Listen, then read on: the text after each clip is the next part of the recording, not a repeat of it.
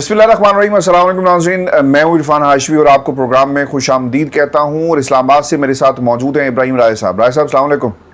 वालेकुम अस्सलाम। राय साहब, 4 खबरें जिस पर तफसील से बात करेंगे। पहली खबर, इमरान खान ने GHU के एक फार्मूले से इनकार कर दिया और दूसरे फार्मूले पर इकरार है। ये फार्मूला क्या है, इसकी कहानी शामिल करेंगे आज की इस नशिस्त के अंदर। और फिर आलमी मीडिया पर इमरान खान का 2.5 मिनट का क्लिप वायरल हो रहा है, लेकिन पाकिस्तान का मीडिया इमरान खान की तकरीर और बयानात नहीं चला रहा। तस्वीर चलाने पर भी और नाम लेने पर भी पाबंदी है।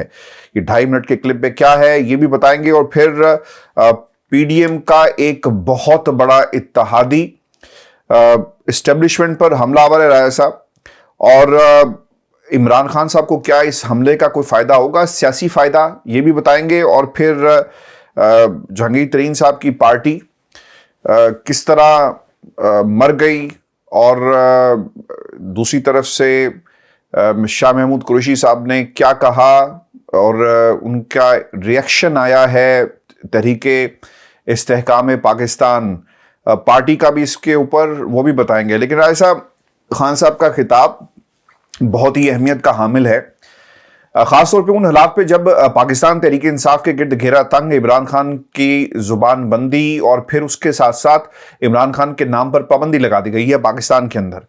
कुछ रोज से मीडिया के अंदर स्पेकुलेशंस हो रही थी कि 30 दिन के बाद जब शाह महमूद कुरैशी जमान पाक के दरवाजे पर पहुंचते हैं, उनका इस्तकबाल तो किया गया, 1 घंटा मुलाकात तो हुई, लेकिन ये मुलाकात जो है वो तलखियों पर ख़त्म हो गई, क्योंकि शाह महमूद कुरैशी साहब जो हैं उनके बारे में राय साहब ये कहा जाता है कि वो इस्टेब्लिशमेंट के बंदे हैं, इस्टेब्लिशमेंट के करीब रहे और इस्टेब्लिशमेंट का पैगाम लेकर आए। 2 दफ़ा बाहर आए, गिरफ्तार कर लिया गया, लेकिन तीसरी बार जाने दिया गया। ये बुनियाद लोग बना रहे हैं। उन्होंने जो बातें कही खान साहब के हवाले से, जो एट्रीब्यूट की जा रही हैं कि मुल्क या फिर आपको पार्टी छोड़ना पड़ेगी, और फिर तीसरा ऑप्शन भी है कि खामोशी इख्तियार करें अगर आपने दोनों काम नहीं करने हैं। लेकिन खान साहब, राय साहब डट गए हैं, और बाज़ लोग ये कहते हैं कि मुज़ाकरात होने चाहिए थे। मेरा ये ख्याल है कि राय साहब अब मुज़ाकरात वाला मामला बहुत आगे निकल गया, और खान साहब मॉरली एक ऐसी पोजीशन पर हैं सियासत के अंदर जहां से अगर इन्होंने एक कदम भी पीछे हटाया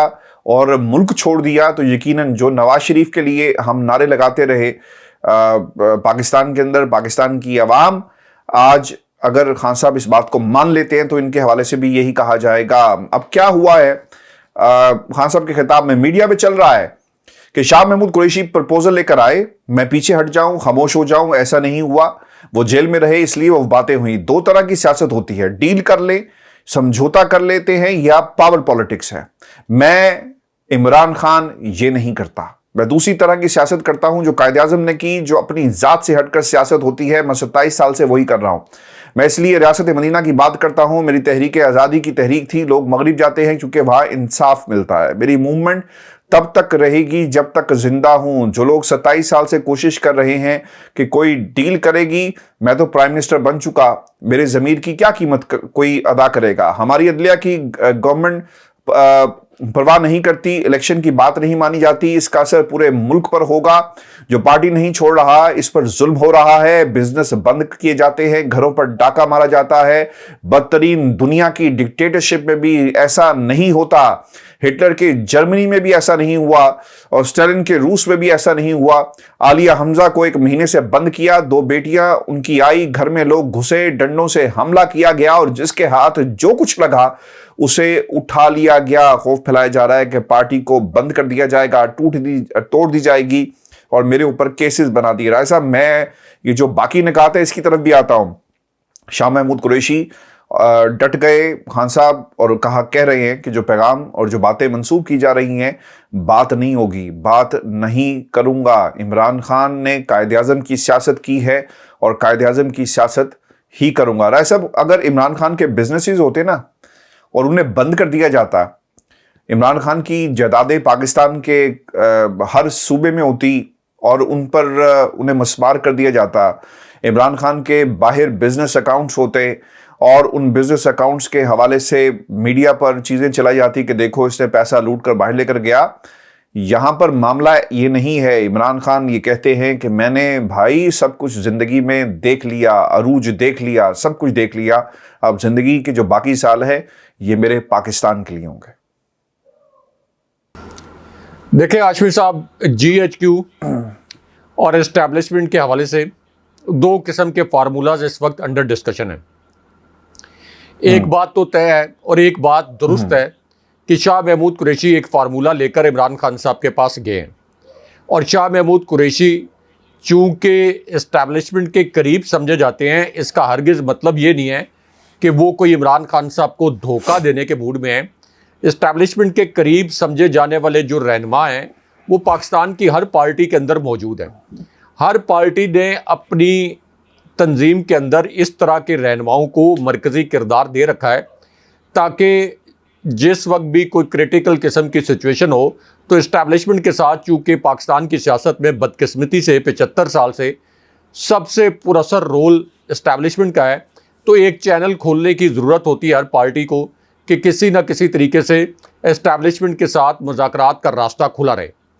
اب ہم نے دیکھا کہ شہباز شریف, یعنی اس وقت جب نواز شریف پوری فوج کے خلاف سازش کر رہے تھے, مریم نواز یہ ٹویٹس کر رہی تھیں کہ آزاد کشمیر میں فوج کے خلاف بغاوت کے نعرے لگ گئے, لیکن شہباز شریف اس وقت بھی ڈگی میں چھپ کر جی ایچ کیو جاتے تھے اور جناب باجوہ کی منتیں کرتے تھے, ان کے بوٹ پالش کرتے تھے.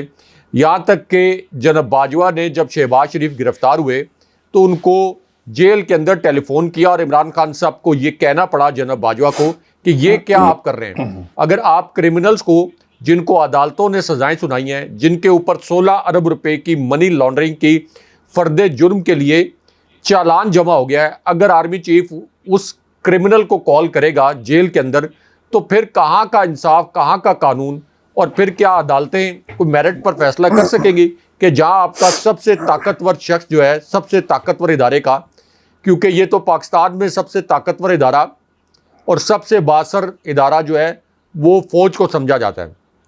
جو مغرب ہے اور جو مہذب ممالک ہیں وہاں پر سب سے معزز ادارہ, سب سے بااثر ادارہ عدلیہ کو سمجھا جاتا ہے. عدلیہ کا احترام ہوتا ہے کیونکہ عدلیہ نے انصاف فراہم کرنا ہوتا ہے. نو ڈاؤٹ کہ فوج کسی بھی ملک کا انتہائی اہم ستون ہوتی ہے, ہماری فوج بھی, ہمارا جو ادارہ ہے یہ ملک کی سلامتی کے لیے ناگزیر ہے, لیکن سب سے زیادہ اہمیت عدلیہ اور خاص طور پر سپیریئر کورٹ کی ہوتی ہے. اب ہاشمی صاحب, جناب باجوہ جب شہباز شریف کو کالز کر رہے تھے تو اس کا مطلب یہ ہے کہ انہوں نے ایک چینل کھول رکھا تھا کہ اسٹیبلشمنٹ کے ساتھ کیسے ڈیل کرنی ہے. گڈ کاپ بیڈ کاپ کا وہ کھیل کھیل رہے تھے. تو اس میں شاہ محمود قریشی, جن کے کردار پر پارٹی کے اندر بھی بہت سے لوگ سوالات کھڑے کرتے رہتے ہیں, جہانگیر ترین کا پورا گروپ ان کے خلاف تھا, شاہ محمود قریشی کے خلاف, اور اس کے بعد شاہ محمود قریشی نے اپنا ایک کلاؤڈ بھی بنایا, اپنے کلاؤڈ کے ذریعے جہانگیر ترین کو آؤٹ بھی کروا دیا, اور اس کے اندر ایک دو فیکٹرز اور بھی تھے کیونکہ عمران خان صاحب جہانگیر ترین پر جو الزامات لگے تھے اس کی تحقیقات بھی کروانا چاہتے تھے. تو اب شاہ محمود قریشی کے ذریعے دو پیغامات تو بھجوائے گئے. ان میں سے ایک پیغام تو یہ ہے کہ عمران خان صاحب وقتی طور پر لندن چلے جائیں, کیونکہ سعودی عربیہ جانا تو کوئی آپشن نہیں ہے عمران خان صاحب کے لیے. سعودی عربیہ میں عمران خان صاحب جائیں, اگر جائیں تو وہاں تو عمران خان صاحب کو فعال طریقے سے سیاست کرنے کی اجازت نہیں دی جائے گی. سعودی عربیہ میں جب تک نواز شریف موجود تھے, جب جلا وطنی میں گئے تھے, جو کہ انہوں نے خود جلا وطنی اپنائی تھی, جو کہ ایک معاہدے کے تحت یہاں سے سابق صدر پرویز مشرف کے دور میں وہ یہاں سے گئے تھے خود سگنیچر کر کے, جس کو بہت سے سیاسی حلقے یہ کہتے ہیں کہ وہ ایک فرار تھا, یعنی ان کے باقی رہنما یہاں پر رہ گئے اور وہ خود یہاں سے چلے گئے.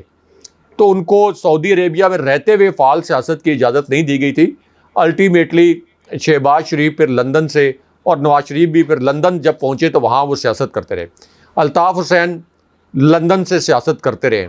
تو اس لیے ایک تو عمران خان صاحب کو یہ پیغام 100% درست بات ہے کہ یہ پیغام دیا گیا ہے کہ کسی طریقے سے عمران خان صاحب باہر چلے جائیں. اور یہ جو ECL پر نام ڈالا گیا ہے عمران خان صاحب کا, یہ تو PDM نے ڈھیٹ ہو کر ڈالا, کیونکہ ان کو پتا تھا کہ عمران خان صاحب باہر نہیں جا رہے. جب ان پر قاتلانہ حملہ ہو گیا, جب ان کی گرفتاری بھی ہو گئی, تو تب بھی عمران خان صاحب باہر نہیں جا رہے تھے.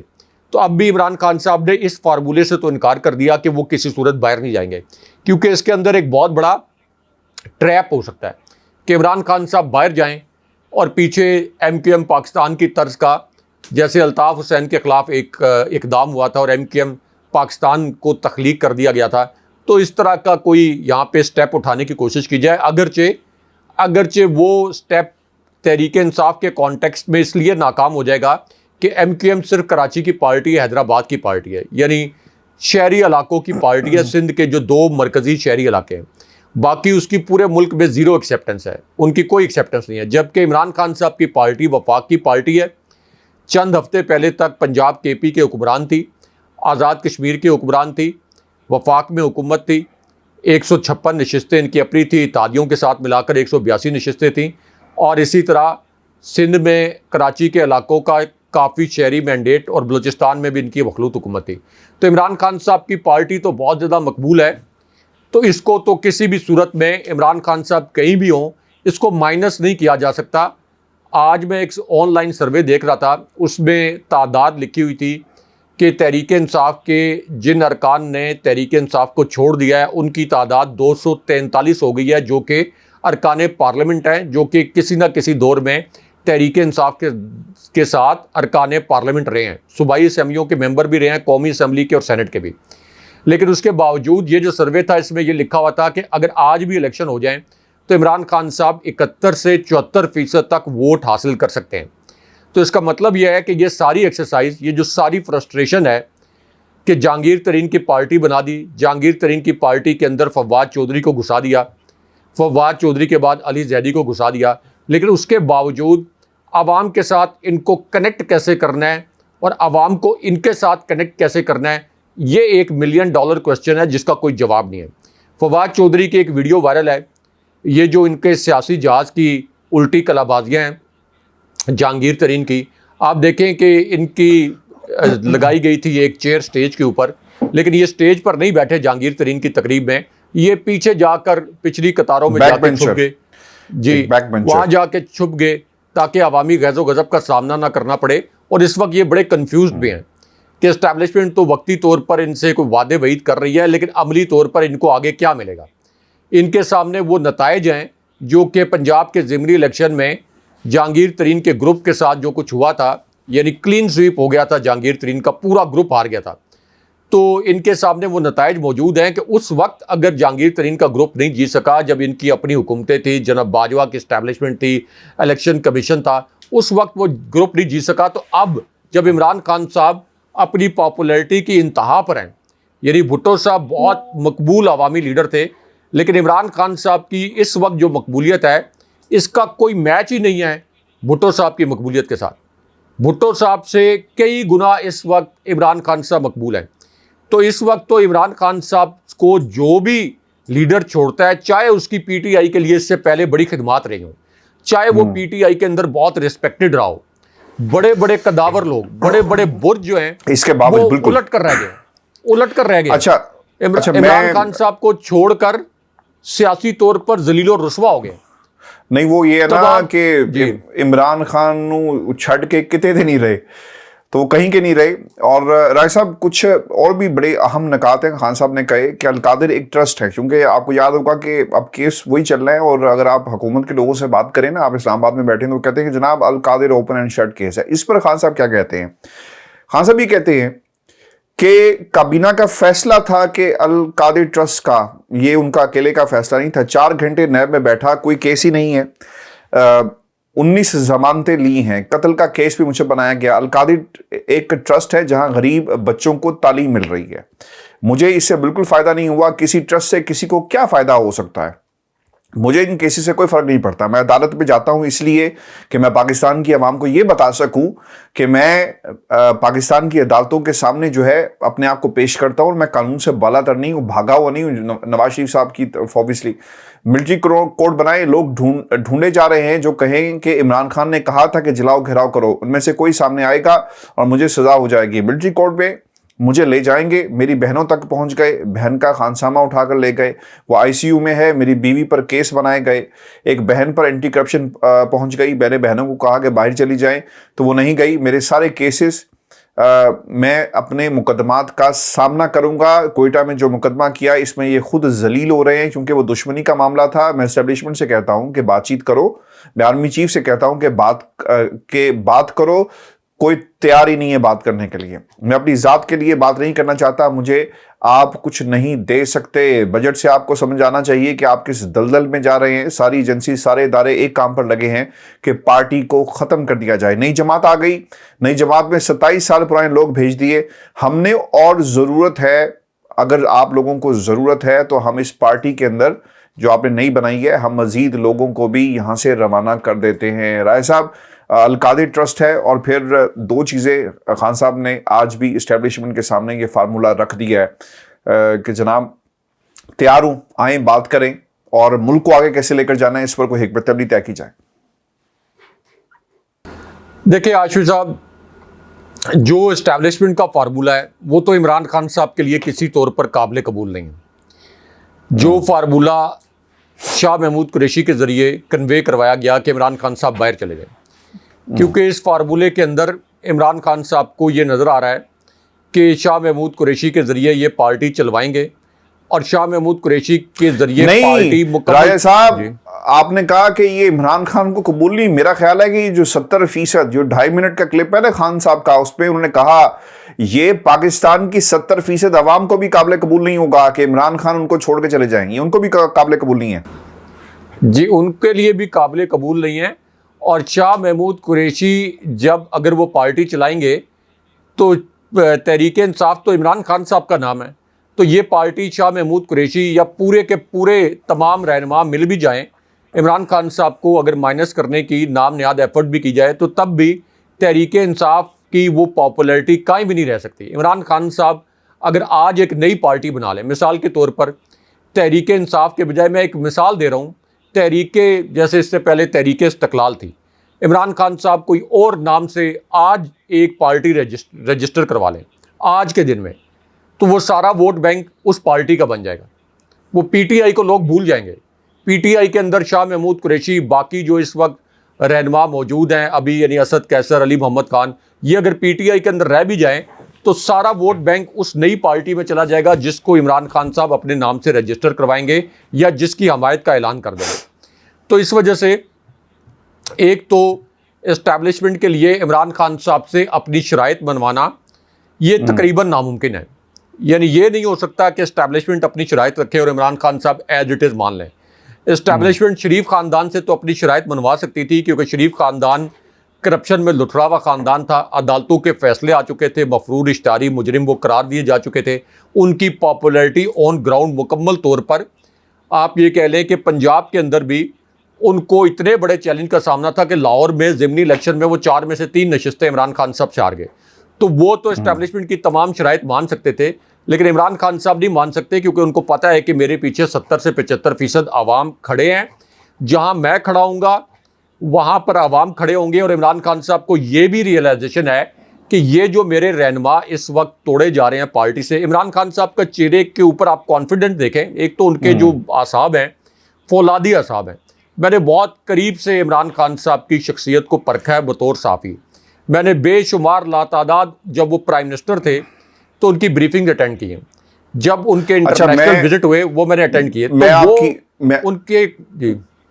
میں آپ کی نا بات کاٹ پتہ کیوں رہا ہوں. پیئرس مارگن نے نا ایک انٹرویو خان صاحب کا 2 روز پہلے کیا رائے صاحب, اور انہوں نے اپنے پروگرام کے اندر پورا ایک پینل بٹھایا ہوا تھا جو عمران خان اپنے کرکٹنگ ڈیز کے حوالے سے پیئرس مارگن بتا رہے تھے کہ when he used to play cricket in Essex, اور پھر وہ بتاتے ہیں کہ جو نروز ہیں خان صاحب کے وہ سٹیل کے بنے ہوئے ہیں, اتنا ہارڈ ورکنگ اور اتنا ایسا شخص جسے توڑنا اتنا ممکن نہیں ہے. پھر انہوں نے کہا کہ قتل گرا دیا گیا, حکومت ختم کر دی گئی, لیکن اس کے باوجود عمران خان جو وہ کھڑا ہے, اور یہ ایک گورا کہہ رہا ہے عمران خان کے بارے میں.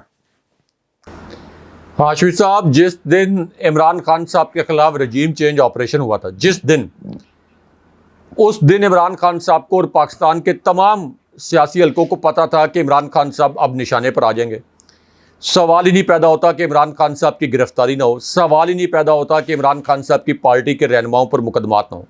جب اس طرح سے اسٹیبلشمنٹ کسی کی پارٹی کی حکومت گراتی ہے تو اس کے جو تمام مرکزی رہنما ہیں وہ 1 منٹ نہیں لگاتے کہ اس سے پہلے نئی حکومت ان کے نام ECL پر ڈالے, وہ فرار ہو جاتے ہیں. عمران خان صاحب کے پاس تو اس وقت بھی بڑا موقع تھا, ان کو پتا تھا کہ اب یہ گرفتاریاں کریں گے. اب جناب باجوہ نے میری حکومت گرائی ہے, जनाब बाजवा भी मेरी पार्टी को क्रश करेंगे ताकि मैं किसी सूरत दोबारा इक़्तिदार में ना हूँ। लेकिन इमरान खान साहब ने पाकिस्तान की तारीख़ को, सियासी तारीख़ को उल्टा कर रख दिया। ऐसी इमरान खान साहब ने जनाब बाजवा के इस्टेब्लिशमेंट के ख़िलाफ़ मज़ामत की जिसकी पाकिस्तान की तारीख़ में कोई मिसाल नहीं मिलती, और लोगों ने भी इमरान खान साहब के साथ जुड़कर वो जो खौफ के सारे बुत थे वो लोगों ने तोड़ दिए। तो इसलिए इमरान खान साहब से अपनी बात मनवाना ये नामुमकिन है। इमरान खान साहब जो डायलॉग की बात कर रहे हैं वो इसलिए कर रहे हैं कि ये तासुर बना दिया गया है कि इमरान खान साहब की लड़ाई इस्टेब्लिशमेंट के साथ है या फ़ौज के साथ है। इमरान खान साहब ये कहते हैं कि मेरी लड़ाई फ़ौज के साथ हो ही नहीं सकती, क्योंकि मेरी लड़ाई फ़ौज के साथ होगी, अगर मैं जीत भी गया तो मेरी रियासत, मेरा मुल्क हार जाएगा। इसलिए इमरान खान साहब ने बात की कि मेरे साथ आके बैठ के मुज़ाकरात करें, मेरे साथ डायलॉग करें, लेकिन मुझसे ये कोई ब्लैकमेलिंग करके अपनी शराइत या अपने फार्मूला जो है वो नहीं मनवाए जा सकते। इमरान खान साहब के पास खोने के लिए कुछ नहीं है हाशमी साहब, इमरान खान साहब के पास खोने के लिए कुछ नहीं है। इमरान खान साहब पर कातलाना हमला हो चुका है। अगर वो एक लम्हा बीच में से माइनस कर दें, उसको रिवर्स कर दें कि जब उस रज़ाकार ने तहरीक इंसाफ के उस हमलावर का पिस्टल ऊपर की जानिब मोड़ दिया, अगर उस एक लम्हे को रिवर्स कर दें तो खुदा न खास्ता ये गोलियां बराह रास्त इमरान खान के सर में लगने थे, खुदा न खास्ता बराह रास्त उनके मुंह पर, उनके सीने पर लगने थे। तो इमरान खान साहब को ये पता है। अब ये तो जिन लोगों ने प्लान किया हुआ था उनको तो नहीं पता था कि ये अचानक एक रज़ाकार आएगा और इस तरह से वो पिस्तौल का रुख मोड़ देगा। तो इमरान खान साहब को पता है कि इसका मतलब है कि जिन्होंने मुझे मारना था वो मुझे मारना चाहते थे, उनकी एक एफर्ट नाकाम हो गई है, वो दोबारा एफर्ट करेंगे। उसके बावजूद इमरान खान साहब के आसाबी जो नर्व्स हैं, और उनको ये भी पता है कि मैं बाहर भी चला जाऊं तो तब भी ये मुझे माइनस नहीं कर सकते, लोग मुझसे जुड़े रहेंगे। इमरान खान साहब अमली तौर पर तो पाकिस्तान में नहीं है ना। मैं क्यों कह रहा हूं अमली तौर पर पाकिस्तान में नहीं है? इमरान खान साहब को टीवी स्क्रीन पर नहीं दिखाया जाता। इमरान खान साहब का नाम टीवी स्क्रीन पर लेना एक जुर्म बना दिया गया है। ये कहा जाता है कि ये अल्फाज बोले कि पीटीआई के चेयरमैन, पीटीआई के रहनुमा, यानी जिस तरह अल्ताफ हुसैन जो कि इंटरनेशनल लेवल पर जिनके रेड वारंट जारी किए गए, जिनके ऊपर कत्लो गारत गरी का इल्ज़ाम था, तो उस तरह का एक ट्रीटमेंट किया जा रहा है। तो अमली तौर पर तो इमरान खान साहब को डिसकनेक्ट कर दिया गया, लेकिन जो यूट्यूब के ऊपर जो सोशल मीडिया के जरिए वो कनेक्ट होते हैं, ये तो वो लंदन में बैठ के भी कनेक्ट हो सकते हैं। लेकिन उसके बावजूद इमरान खान साहब को पता है वो लंदन चले जाएं तब भी वो माइनस नहीं हो सकते, लेकिन वो अपनी जान पर खेल कर भी किसी सूरत मुल्क से जाने के लिए तैयार नहीं है।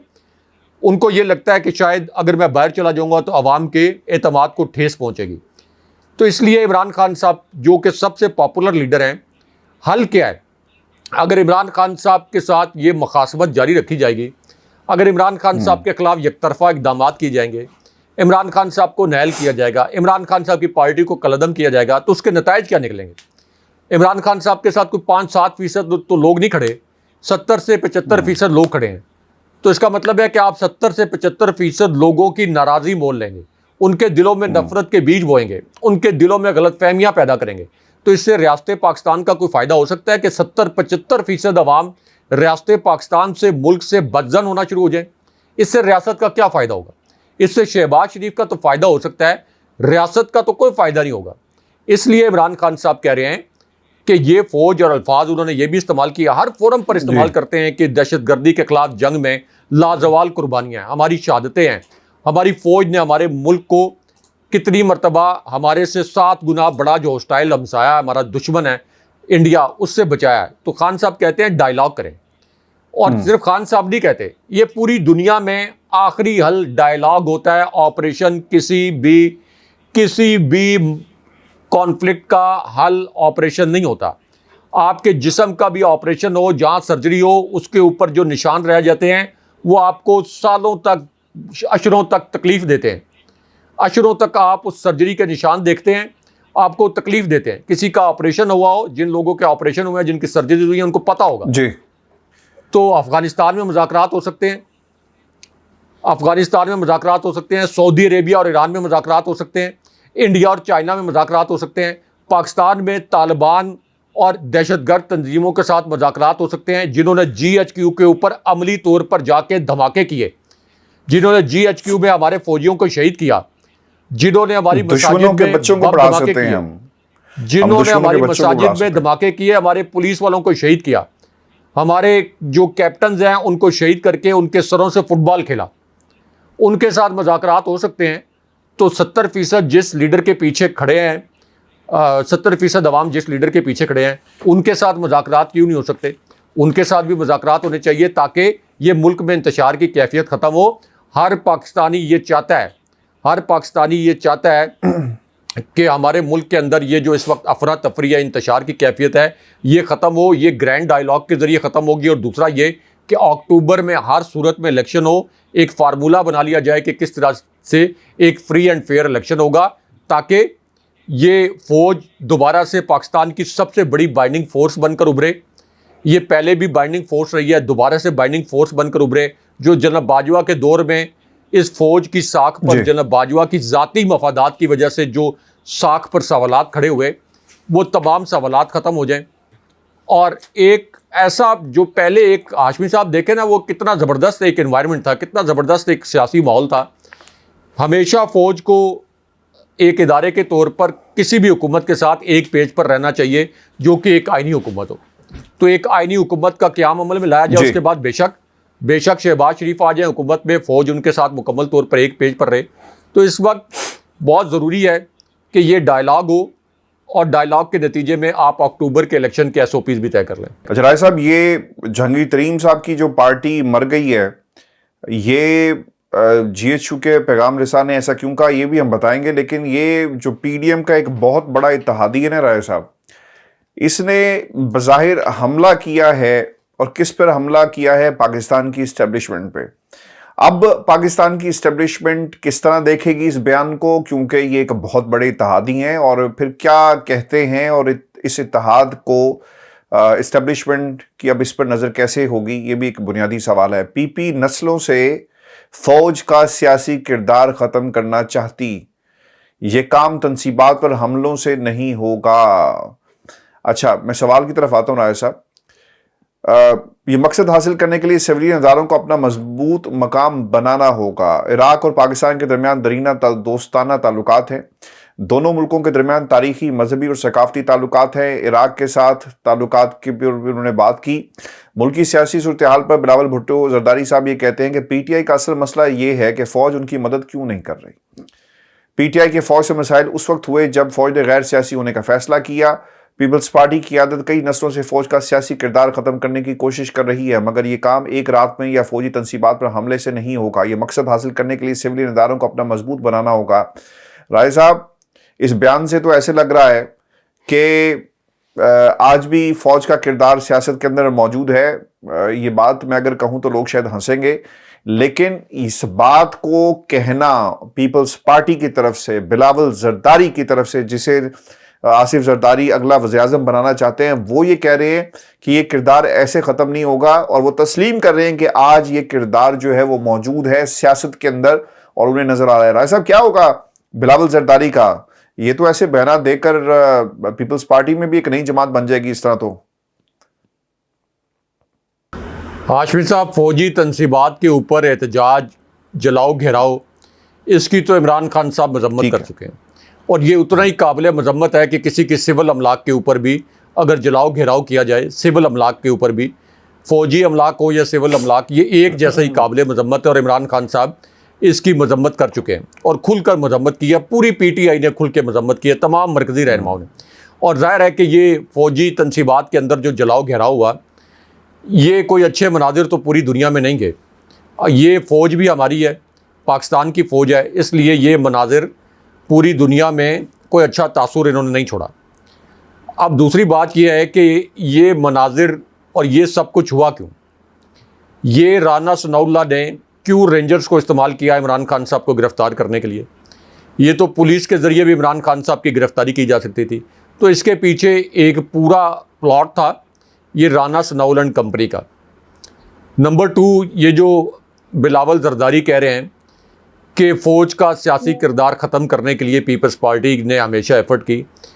ہاشمی صاحب، بی شہید نے یہ ایفرٹس مختلف سیشنز میں کی، مکمل طور پر جو ان کا کریئر رہا، پولیٹیکل کریئر، اس پورے کریئر میں تو نہیں انہوں نے کی، لیکن مختلف ادوار میں کسی کسی جگہ پر انہوں نے یہ ایفرٹ کی، لیکن ہم سب کو پتہ ہے کہ بی بی شہید کو بھی ہمیشہ جو اقتدار ملا وہ کمپرومائز کر کے ہی ملا، یعنی اسٹیبلشمنٹ کے ساتھ کمپرومائز کر کے ہی ملا۔ ایون ان کا جو جب وہ واپس آئی تھیں 80 کی دہائی میں، تو ان کو میرٹ کے اوپر اقتدار ملنا چاہیے تھا، لیکن ان کو پتہ تھا کہ مجھے میرٹ کے اوپر اقتدار نہیں ملے گا، تو اس وقت بھی ان کو فوج کے ساتھ سمجھوتا کرنا پڑا تھا، اس وقت کے آرمی چیف کے ساتھ سمجھوتا کرنا پڑا تھا۔ تو اس لیے بی بی شہید کے دور میں تو شاید فوج کا سیاسی کردار ختم کرنے کے لیے پھر بھی مکمل نہیں تو کہیں نہ کہیں ایفرٹ کی گئی ہے، لیکن آصف زرداری کے دور میں تو فوج کو ایک لارجر کردار دینے کی اون پرپز کوشش کی گئی، جان بوجھ کر کوشش کی گئی تاکہ فوج کی حمایت حاصل رہے آصف زرداری کو۔ جنرل کیانی کو ایکسٹینشن دی آصف زرداری نے، اور جنرل کیانی کو ایکسٹینشن دیتے ہوئے یہ نجی محفلوں میں بھی اسی طرح کی باتیں کرتے تھے کہ میں ہر صورت میں اسٹیبلشمنٹ کو اس کا حصہ دینا چاہتا ہوں سیاست میں، تاکہ اسٹیبلشمنٹ خوش رہے اور ہمارے خلاف کوئی ایڈونچر نہ ہو جائے۔ تو یہ تو آصف علی زرداری تو خود اسٹیبلشمنٹ کو سیاست کے اندر دعوت دیتے رہتے ہیں۔ ابھی کیا بلاول زرداری کو نہیں پتا کہ جو 2022 اپریل کا رجیم چینج آپریشن تھا، کیا ان کو نہیں پتا ان کے ترجمان مصطفیٰ نواز کھوکھر انہوں نے بتایا کہ یہ اوپن سیکرٹ تھی کہ اس وقت کی اسٹیبلشمنٹ نے عمران خان صاحب کی حکومت گرائی۔ تو اگر یہ فوج کا سیاسی کردار ختم کرنا چاہتے تو ان کو چاہیے تھا اس وقت کہتے کہ ہم یہ تحریک عدم اعتماد لوٹوں کے ذریعے نہیں لے کے آئیں گے، اس کے پیچھے اسٹیبلشمنٹ کا ہاتھ ہے، ہم اسٹیبلشمنٹ کے ہاتھ میں نہیں کھیلیں گے۔ آج عمران خان صاحب کے خلاف اسٹیبلشمنٹ کا ہاتھ استعمال ہو رہا ہے، کل یہ پیپلز پارٹی کے خلاف استعمال ہوگا، اور اس کے بعد پھر نون لیگ کے خلاف استعمال ہوگا۔ لیکن اس وقت یہ سارے اسٹیبلشمنٹ کی گود میں بیٹھے ہوئے تھے، اسٹیبلشمنٹ کی مدد سے انہوں نے عمران خان صاحب کی حکومت گرائی۔ تو اس لیے بلاول زرداری کوئی فوج کا سیاسی کردار ختم نہیں کرنا چاہتے۔ دوسری بات جو بلاول زرداری کہہ رہے ہیں فوجی تنصیبات پر حملوں کے لیے، یہ پوائنٹ سکورنگ کے لیے کہہ رہے ہیں۔ عمران خان صاحب نے تو مذمت کی ہے، یہ پوائنٹ سکورنگ کے لیے کہہ رہے ہیں، ورنہ فضل الرحمان نے تو یہ بیان دیا تھا کہ ہمارے پتھروں کا رخ اب جی ایچ کیو کی جانب ہوگا، ہمارا دھرنا جو ہے وہ جی ایچ کیو پر ہوگا۔ تو یہ صرف پوائنٹ سکورنگ کے لیے کہہ رہے ہیں، لیکن حقیقت بات یہ ہے کہ عمران خان صاحب کو سپریم کورٹ میں پیشی تک یہ نہیں پتا تھا کہ کور کمانڈر ہاؤس لاہور میں کیا ہوا، اسی وجہ سے عمران خان صاحب کھل کر اس واقعے کی مذمت بھی کر رہے ہیں۔ اچھا راجہ صاحب، شاہ محمود قریشی صاحب جو ہیں آج تحریک استحکام پاکستان پارٹی کے اندر کافی زیادہ ان کا چرچا رہا، اور ان سے جب سوال کیا گیا کہ آپ کے بہت سارے لوگ چھوڑ کر چلے گئے، تو انہوں نے کہا کہ جب کوئی مریض، یہ اس کی مثال ایسے ہی ہے کہ جب ایمرجنسی میں کسی مریض کو لایا جائے اور ڈاکٹر یہ کہے کہ جناب ڈیڈ آن ارائیول، تو اس جماعت کا حال بھی اسی طرح کا ہے۔ اور پھر ایک گفتگو یہ بھی ہوئی ہے کہ آپ چیئرمین صاحب کو یہ کہا گیا ہے، خان صاحب کو، عمران خان صاحب کو، کہ جناب ہمیں اپنی جو کارکنان ہیں ان کو جو گرفتار ہے ان کی رہائی کے لیے ہمیں کچھ نہ کچھ حکمت عملی طے کرنی چاہیے۔ اچھا، اب اس کے اوپر ایک ریئیکشن بھی آیا۔ شعیب صدیقی صاحب جو ہیں، آپ کو پتہ ہے کہ شعیب صدیقی صاحب اس وقت تحریک استحکام پاکستان میں ہیں، وہ یہ کہتے ہیں کہ تحریک انصاف کی ٹوٹ پھوٹ پر شاہ محمود قریشی سب سے زیادہ خوش ہیں۔ وہ موقع کی تلاش میں ہے کہ کب وہ اپنے چیئرمین کو سائیڈ لائن کر کے خود سربراہ بنے۔ عوام جان چکے کہ تحریک انصاف کا مستقبل ان کے چیئرمین کی طرح تاریک ہے، اور لوگ دہشت گردی کے جھنڈے پر مبنی جماعت سے اپنی راہیں جدا کر چکے ہیں۔ اچھا جی، پھر فیاض الحسن چوہان صاحب بھی آگے جی میدان میں، تو انہوں نے کی کہ رائے صاحب وہ یہ کہتے ہیں کہ شاہ محمود قریشی صاحب انتہائی زیرک اور خوش بیان شخصیت ہے، انہیں استحکام پاکستان پارٹی کے حوالے سے ایسا تاثر اور کرخت الفاظ، ترش اور کرخت بیان دینے سے گریز کرنا چاہیے۔ جہاں تک بات عروج اور زوال کی ہے، وہ اللہ تعالیٰ کے ہاتھ میں، اگر ہماری نیت پاکستان کی تعمیر و ترقی، یعنی یہ بھی پاکستان کی تعمیر و ترقی کے ایک جھوٹے بیانی کے پیچھے چھپ رہے ہیں۔ اور پھر عبدالعلیم خان صاحب نے بھی کہا کہ محترم قریشی صاحب، عزت و ذلت تو صرف میرے اللہ کے پاس ہے، اور اسی کو معلوم ہے کہ کون ڈیڈ آن ارائیول ہے اور کس کا دی اینڈ ہے۔ بالکل ٹھیک ہے، ان کو بھی اپنی پنجاب میں سی ایم شپ نظر آ رہی ہے۔ اور فردوس عاشق عوان کیا کہتی ہیں کہ آج ایک ایسا شخص استحکام پاکستان پارٹی کے خلاف بول رہا ہے جو کہ صرف اس وجہ سے آج تحریک انصاف سے جڑا بیٹھا ہے چونکہ وہ چاہتا ہے کہ عمران خان کو نااہل کروا کر تحریک انصاف کی گدی سنبھال لے۔ ہم اس کے مخالف کوئی بیان نہیں دینا چاہتے۔ راج صاحب، ایک کون لوگ نے ایک ہو کی رہا ہے، میں چاہوں گا کوئکلی کمنٹ کر دے، do you agree with all these people جو شاہ محمود قریشی کی تحریک انصاف کے ساتھ رہنے پر تنقید کر رہے ہیں، حالانکہ خود انہوں نے کیمپ جو ہے وہ تبدیل کر لیا ہے۔ اچھا وہ یہ کہہ رہے ہیں کہ یہ تو میدان میں پتہ چلے گا کہ ڈیڈ آن ارائیول ہے یا نہیں ہے. تو اچھا. یہ تو جہانگیر یہ کہہ رہے ہیں، یعنی استحکام پاکستان نام نہاد پارٹی جو کہ ڈیڈ آن ارائیول ہے، وہ یہ کہہ رہے ہیں. تو یہ ذرا وہ انتخابی نتائج تو اٹھا کر دیکھ لیں. فیاض الحسن چوہان کی کیا سیاسی اوقات ہے؟ جو جہانگیر ترین کے گروپ میں جو الیکٹیبل تھے ان کا قد کاٹ دیکھیں، ان کے مالی وسائل دیکھیں، جہانگیر ترین کے مالی وسائل دیکھیں، اور وہ حالات دیکھیں جن میں عمران خان صاحب نے ضمنی الیکشن میں ان کو عبرت کا نشان بنایا تھا. تو اس سے پتہ چل جائے گا ان کو کہ ڈیڈ آن ارائیول والی بات شاہ محمود قریشی کی ٹھیک ہے یا نہیں ٹھیک، اور کس کا عروج ہے کس کا زوال. چلیں ایک لمحے کے لیے فرض کر لیں کہ عمران خان صاحب کے متعلق وہ یہ تاثر دے رہے ہیں کہ یہ دا اینڈ ہے، یہی تاثر دے رہے ہیں. دی اینڈ کا لفظ عمران خان صاحب کے لیے استعمال کر رہے ہیں. جی بسم اللہ الیکشن کرا دیں، ابھی کرا دیں الیکشن، کل الیکشن اناؤنس کر دیں. وہ کہہ رہے ہیں دی اینڈ ہے. ہر روز یہ بیانیہ بنایا جاتا ہے کہ عمران خان صاحب کی کہانی ختم ہو گئی، عمران خان صاحب کے ساتھ 243 رہنما چھوڑ کر چلے گئے. کل الیکشن کروا لیں. عمران خان صاحب نے ایک بہت بڑی آفر بھی دی ان کو. یہ عمران خان صاحب نے کہا تھا ان کو کہ 4 ہفتے کا ٹائم لے لیں، 4 ہفتے میں جتنے میرے رہنما یہ توڑ سکتے ہیں وہ توڑ لیں. بلکہ عمران خان صاحب کو یہ بھی آفر کرنی چاہیے کہ میں خود مجھے بتائیں کہ فلاں فلاں فلاں رہنما ہیں، ان کو ہم توڑنا چاہتے ہیں، میں ان کو اجازت دوں گا کہ بجائے اس کے کہ وہ جبر برداشت کریں وہ چلے جائیں اور آپ الیکشن کروا دیں. عمران خان صاحب جس کو ٹکٹ دیں گے وہ اتنے ہی ووٹوں سے جیتے گا جتنے ووٹوں سے عمران خان صاحب کے جو پہلے والے پارٹی کے ممبرز تھے اور پارٹی کے رہنما تھے انہوں نے جیتنا تھا. یہ بات پہلے ضمنی الیکشن میں بھی ثابت ہو چکی ہے. جب عمران خان صاحب کیمپین نہیں کر سکے تھے اس کے باوجود انہوں نے کلین سویپ کر دیا تھا. بہت شکریہ صاحب. ویو جی آج کا شو تھا ہمارا. اپنے کمنٹس ضرور بھیجیے گا. چینل کو سبسکرائب کرنا مت بھولیں. مجھے اور ابراہیم راجہ صاحب کو اجازت دیجیے. اللہ نگہبان.